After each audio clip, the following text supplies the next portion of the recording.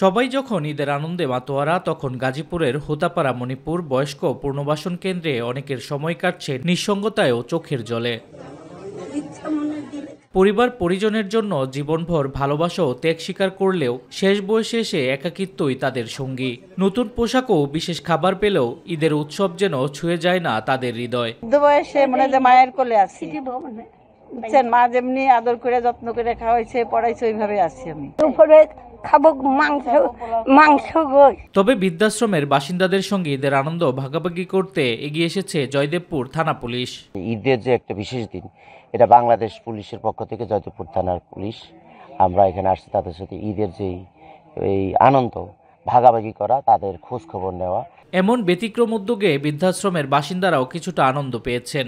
তবে তাদের চোখে মুখে ছিল হারানোর বেদনা, আর হৃদয়ে ছিল পরিবারকে ফিরে পাওয়ার আকুতি। করছি ঠিক হইতে না ভাই, করছি পেটের থেকে না করছি, ঘুম চালাইছি, তখন আমার কেউ জিগায় না বাবা। স্টক করছি ৩-৪ বার, প্রেস মেকার লাগাইছে, অনেক টাকা লাগছে, আমার বাড়ি বিক্রি করতে হয়েছে। সেই উপলক্ষে আমার বাড়িতে এখন জায়গা নাই, তোমার বাড়িঘর নেই। এখানে সকল নিবাসীদের অতি যত্ন ও সেবার মাধ্যমে পরিচর্যা এবং দেখাশোনা করা হয় বলে জানিয়েছে হোস্টেল সুপার।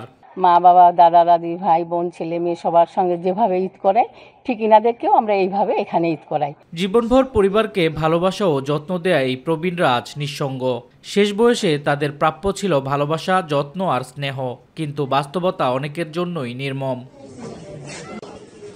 শামস তাবরিজ উচ্ছ্বাস, মাই টিভি নিউজ ডেস্ক।